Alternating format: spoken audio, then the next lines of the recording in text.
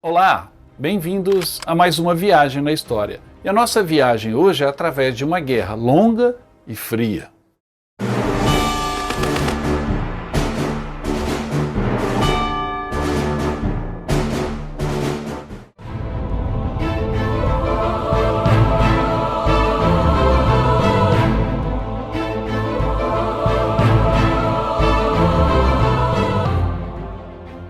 Antes de começar a contar a história da Guerra Fria através de 12 filmes, não se esqueça de dar o like nesse programa, deixar seu comentário final e se inscrever no canal. A Guerra Fria foi um movimento constante, longo e que quase provocou o fim do mundo. Começou logo após o fim da Segunda Guerra Mundial e se estendeu até o final da União Soviética, já nos anos 90. Essa guerra, chamada de Guerra Fria, foi um dos conflitos mais assustadores do mundo, pois quase extinguiu a humanidade. Durante esse tempo, nações suspeitas sacudiram sabres atômicos umas contra as outras e agências secretas correram para disseminar propaganda ideológica e guerra psicológica. Mas na maior parte, a única coisa que conseguiram foi que gastassem bilhões diante da ameaça da aniquilação. Obviamente, o cinema, que é uma das maiores manifestações culturais do homem, não poderia deixar de abordar essa Guerra Fria. Portanto, hoje eu selecionei 12 filmes muito bons relacionados com a Guerra Fria e o mais abrangente possível nesses anos que duraram o conflito. Embora ela tenha começado logo após o final da Segunda Guerra Mundial, já com o bloqueio da Berlim Ocidental pelos soviéticos e depois seguido pela Guerra da Coreia, onde houve realmente um enfrentamento entre capitalistas democráticos e comunistas na Coreia do Norte e na Coreia do Sul, o cinema demorou um pouquinho para abordar essa Guerra Fria. Alguns filmes foram produzidos nos anos 50, especificamente sobre a Guerra da Coreia, mas ainda naquele tom ufanista, eufórico da Segunda Guerra Mundial. Os primeiros filmes críticos mesmo a respeito da Guerra Fria começam a aparecer nos anos 60.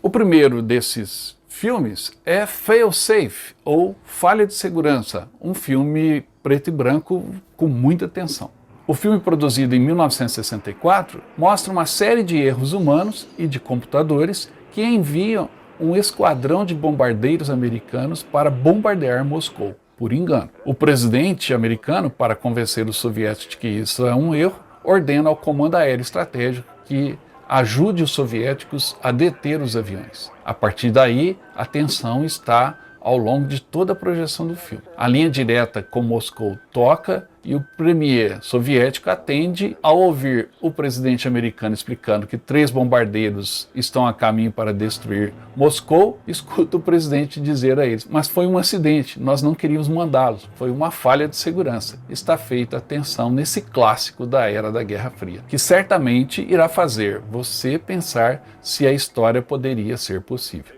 Fail-Safe captura bem a atenção daqueles dias que se seguiram à crise dos mísseis de Cuba. E mais uma vez o cinema mostra um documento sobre aquela época, porque ao falar de uma hipotética guerra, estão falando muito sobre aquele momento tenso pelo qual a relação entre americanos e soviéticos passava.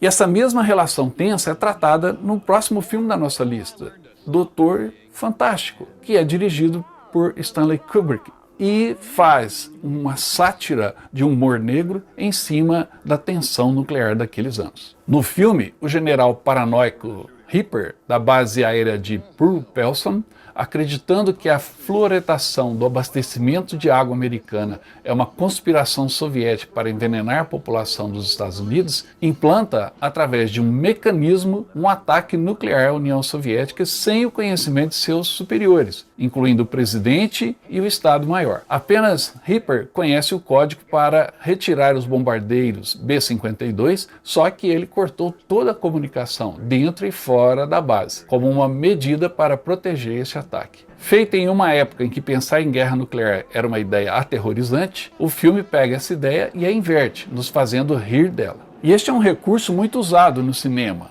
usar o medo para cativar o espectador, fazendo-o rir desse próprio medo. Isso o Doutor Fantástico faz muito bem, mas também virou um documento de uma época em que o terror nuclear era constante.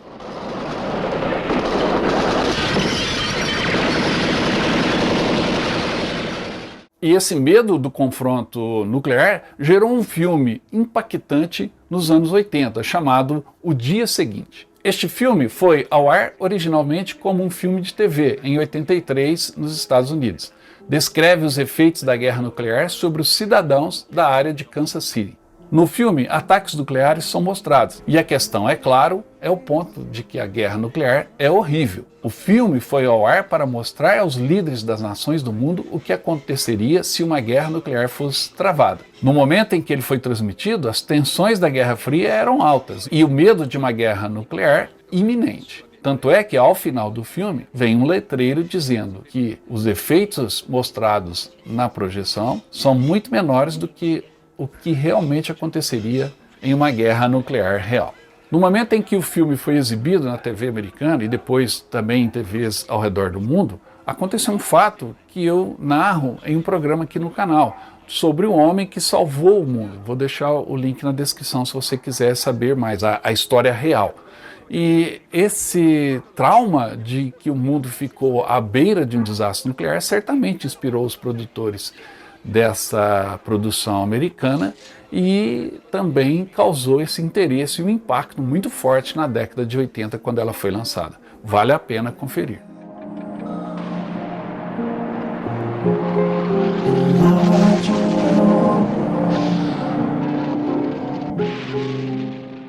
O Dia Seguinte foi um filme feito para a TV americana que fez sucesso por conta de sua temática. Mas nos cinemas, as produções cinematográficas, na sua essência, o que estava fazendo muito sucesso na bilheteria no início dos anos 80 e foi até meados dos anos 90, eram os filmes de pura ação, como Rambo, Comando para Matar, Exterminador do Futuro. Esses eram os filmes que cativavam a bilheteria. De olho nisso, os produtores de Hollywood inventaram duas histórias baseadas na tensão da Guerra Fria que foram sucesso de cinema. A primeira delas é o filme Firefox, estrelado por Clint Eastwood. No filme, os soviéticos desenvolveram um novo caça-jato revolucionário chamado Firefox. Naturalmente, os americanos estão preocupados com essa nova arma. E os rumores dizem que o jato é impossível de ser detectado. Então eles enviam um ex-piloto da Guerra do Vietnã, Mitchell Grant, interpretado por Clint Eastwood, em uma missão secreta na União Soviética para roubar o Firefox. O roteiro é uma aventura escapista, mas existem belas cenas filmadas no leste europeu, não em Moscou, embora no filme elas são ambientadas em Moscou, porque em 83, quando o filme foi lançado, a Guerra Fria estava no seu auge. Então, americanos não fariam filmes baseados em locações na União Soviética. Ainda mais um filme com essa temática. Mas a tensão da Guerra Fria está toda ali. O momento do filme em que o piloto americano está espionando para roubar a Firefox é bem bacana e bem emblemático de como era a Guerra Fria na questão da espionagem entre as nações. Obviamente, Firefox é uma aventura escapista, não a leve a sério. Como outros filmes da época também, que abordaram a temática da Guerra Fria, não são para serem levados a sério. Como, por exemplo, o filme Rocky IV, onde União Soviética e Estados Unidos se enfrentam num ringue de boxe. O filme é muito bem filmado, a luta entre o Balboa e o Ivan Drago é magnífica, a filmagem da luta, mas é também um filme escapista. Se é para falar de esportes na Guerra Fria, o filme russo 3 Segundos é muito melhor e fala da final americana entre o time de basquete imbatível dos Estados Unidos contra a seleção soviética em 1972. Um filmaço.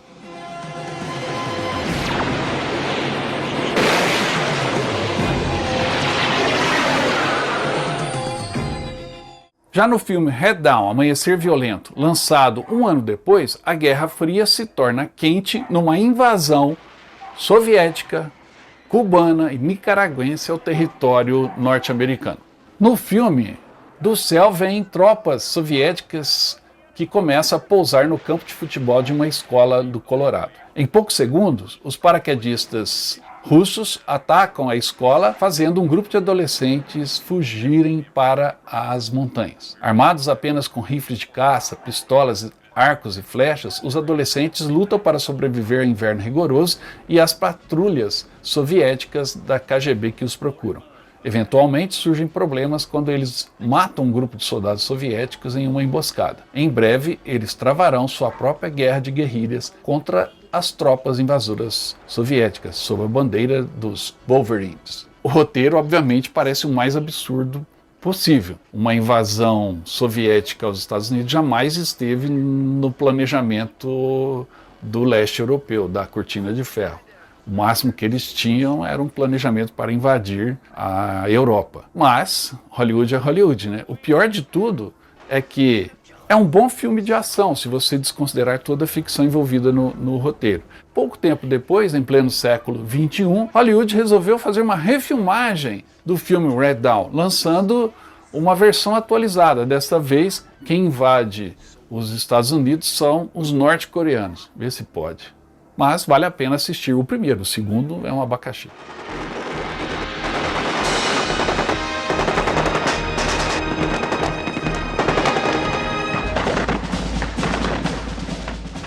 Mas no ano 2000, o cinema americano produziu um filme sério, decente, sobre a Guerra Fria, chamado 13 Dias, que foi o momento culminante, na minha opinião, o momento mais tenso de toda a Guerra Fria, durante a crise dos mísseis de Cuba. Os 13 dias que abalaram o mundo aconteceram em 1962. Em outubro, fotos de vigilância de um avião espião U-2 revelam que a União Soviética está colocando armas nucleares em Cuba. Essas armas têm a capacidade de exterminar a maior parte do leste e do sul dos Estados Unidos, dentro do seu raio de alcance. O presidente Kennedy e seus assessores devem apresentar um plano de ação contra os soviéticos e são pressionados pela ala dura dos militares. Kennedy está determinado a mostrar que é forte o suficiente para enfrentar a ameaça, e o Pentágono aconselha ataques militares dos Estados Unidos contra Cuba, o que pode abrir caminho para outra invasão americana à ilha e que levaria fatalmente a um confronto nuclear, que parecia então inevitável. 13 dias que abalaram o mundo são 2 horas e meia rápidas, que você assiste de maneira absolutamente envolvente e com muita tensão. Todo mundo já sabe o final da história, a história não é possível de mudar, mas a direção e o roteiro merecem um crédito, porque consegue fazer com que a gente, mesmo sabendo o que vai acontecer, entenda a mentalidade dos personagens. Os personagens mostrados na tela, o presidente Kennedy, o seu irmão Bob Kennedy, que é seu secretário de Estado, os militares, todos estão estressados e eles não sabem o que vai acontecer. E é isso que você acompanha sentado na ponta da poltrona. Obviamente, o filme é centrado na Casa Branca, ou seja, na visão americana desse confronto, mas traz revelações muito interessantes que nos fazem, além de nos divertirmos assistindo a este filme, também aprendemos um pouquinho mais sobre o período. É um bom filme.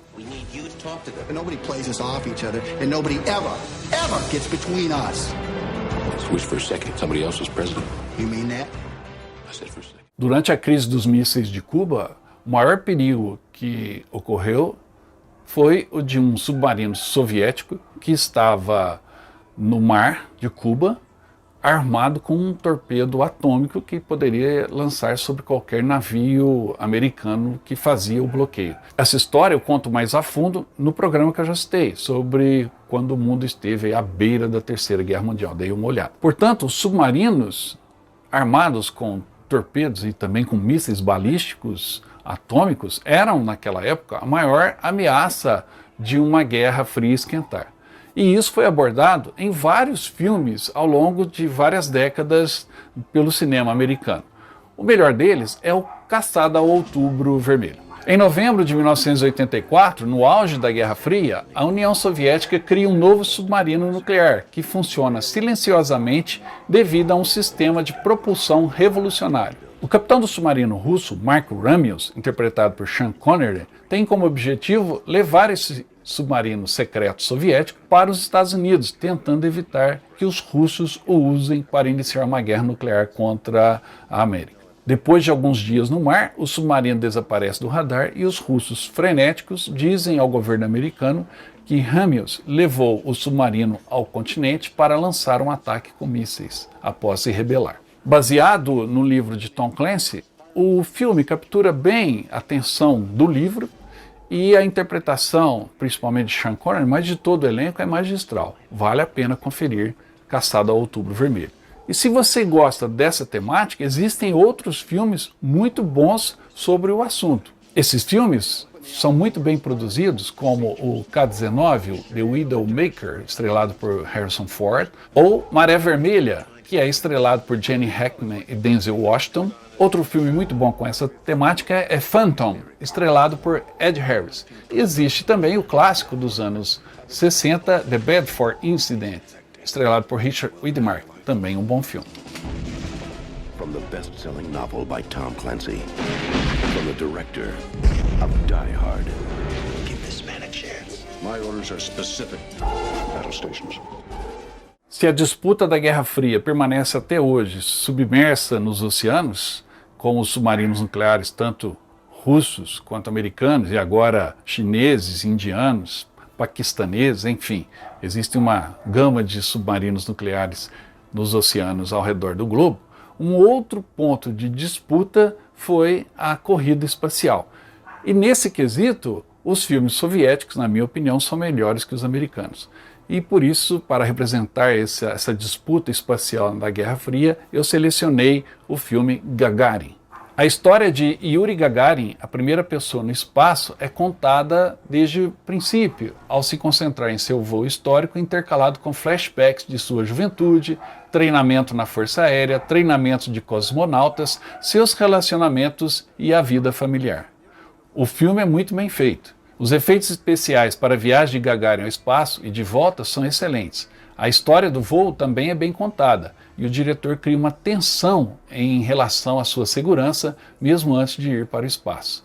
Gagarin te prende do começo ao fim. É uma história que cativou o mundo naquela época e que continua cativando até hoje. Não é à toa que Gagarin é o maior herói da União Soviética, superando qualquer um dos heróis da Segunda Guerra Mundial. Mas também existem outras produções russas, feitas recentemente, que vão além da viagem de Gagarin ao espaço, abordando outros momentos da conquista espacial. Filmes como Soyuz-7, que conta um acidente com uma nave de exploração espacial soviética, e também Spacewalker, sobre o primeiro homem a caminhar no espaço, uma história bacana, também é mostrado num belo filme russo. Mas o cinema americano, obviamente, não poderia deixar de fora essa corrida espacial. Filmes como Apollo 13, estrelado por Tom Hanks, ou Os Eleitos, que conta a história dos primeiros homens astronautas do projeto espacial americano. Ou o filme O Céu de Outubro, um belo drama estrelado por Jake Gyllenhaal,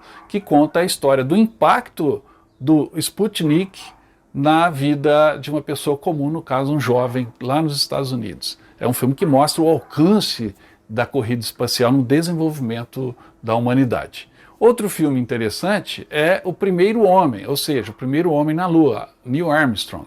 E é também interessante compará-lo com o primeiro homem no espaço, Gagarin.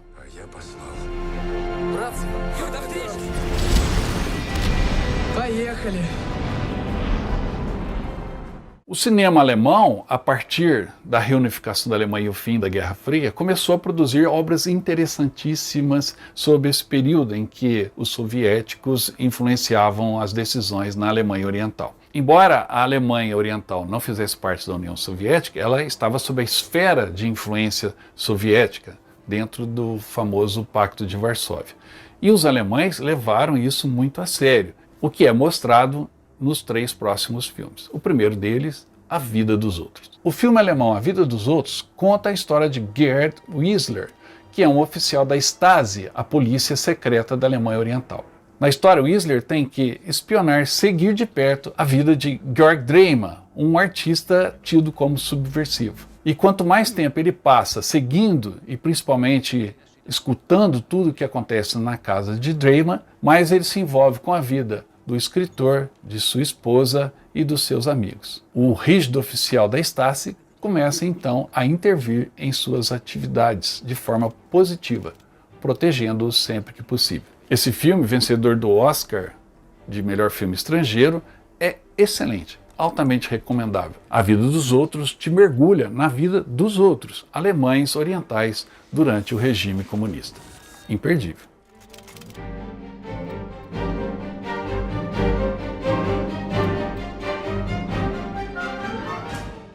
Um outro filme alemão que aborda essa tentativa de fuga da vida opressiva dentro do regime comunista na Alemanha Oriental é Balloon. Balloon, ou Ventos da Liberdade, filme de 2018, conta a história que ocorreu no verão de 1979 em Thüringen, na Alemanha Oriental, quando duas famílias executaram um plano maluco. Depois de costurar e consertar por semanas um balão caseiro de ar quente, eles tentam pela primeira vez. A metros da fronteira com a Alemanha Oriental, seu balão sofre com a chuva e cai. Conseguem evitar a polícia e começa então uma nova tentativa, construindo um novo balão, mais forte e mais resistente. E a tensão aumenta à medida em que uma corrida contra o tempo se estabelece para fugir das investigações da tentativa anterior e conseguir finalmente atravessar a fronteira. Ventos da Liberdade é muito interessante.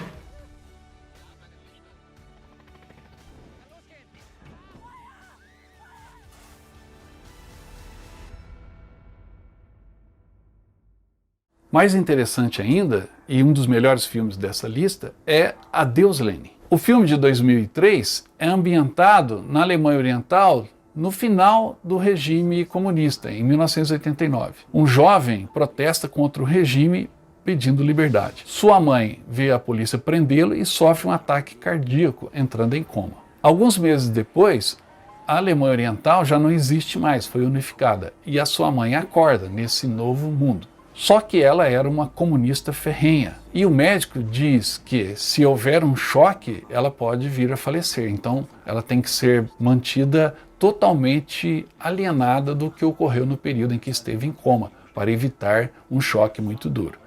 A partir daí, o filho e os amigos fazem o que podem para evitar uma surpresa muito grande na mãe. Ou seja, ela está confinada na casa, num pequeno apartamento, se recuperando do primeiro ataque cardíaco.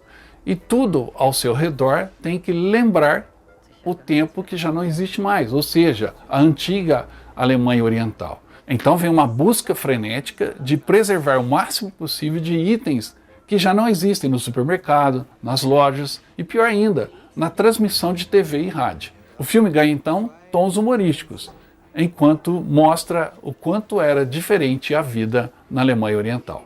Adeus Lenin fez um grande sucesso no mundo inteiro e se você ainda não assistiu, recomendo muito. Mama, du bist die beste Mutter auf der Welt.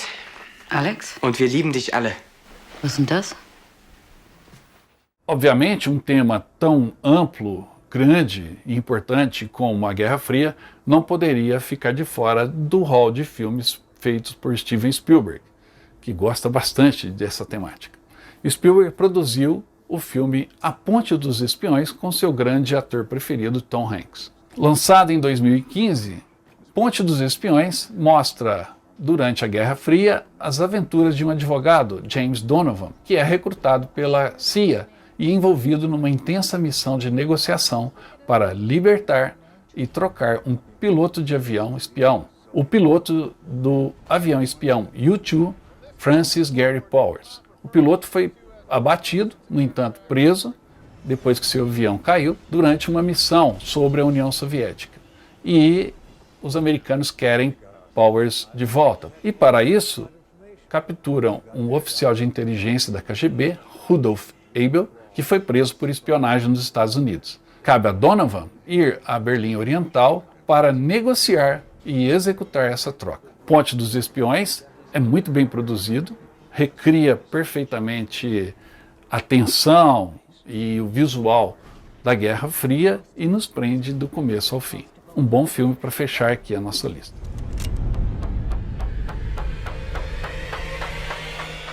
Espero que tenham gostado. Existem outros filmes sobre a Guerra Fria, todos têm o seu valor, porque é um período que realmente merece a atenção de todos nós. Não se esqueça de dar um like no programa, deixar o seu comentário e principalmente se inscrever no canal. Até a próxima.